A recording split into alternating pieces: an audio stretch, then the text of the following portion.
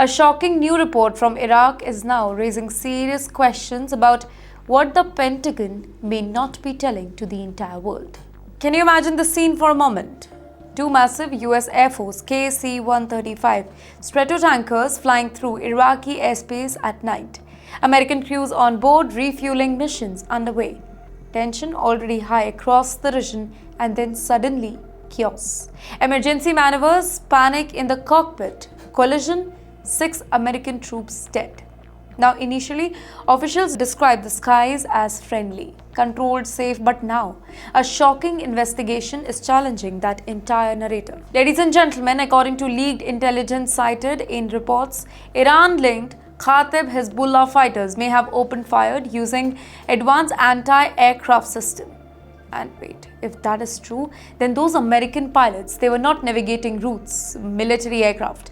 They were flying through an active threat zone.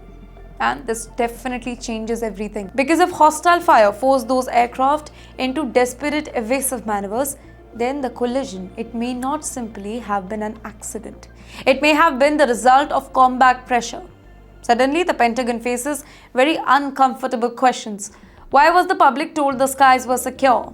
Was the threat underestimated, or maybe worst, deliberately hiding just to avoid public panic and political backlash?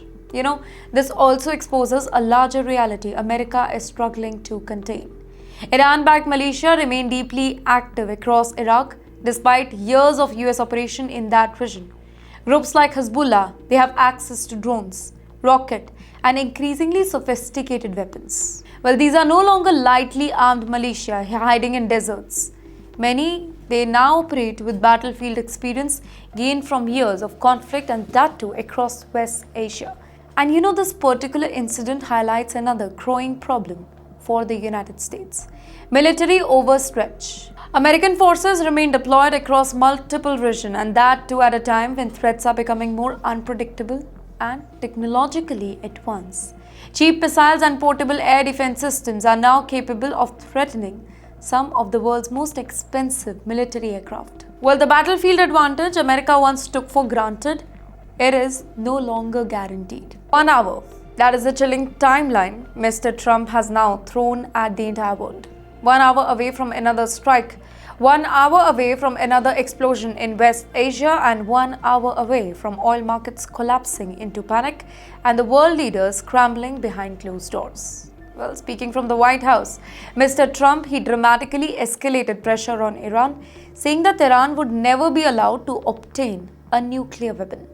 Well, he claimed America was prepared for another big hit if negotiations fail, and suggested that military action could restart within days. Suddenly, diplomacy is no longer sounding too peaceful.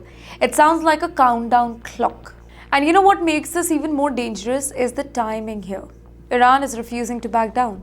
Tehran believes surrendering under pressure, it would make the regime look really weak, not only before its own citizens, but also before allies across West Asia. And in the meantime, Mr. Trump is presenting itself as the strong man who is willing to act where others hesitated.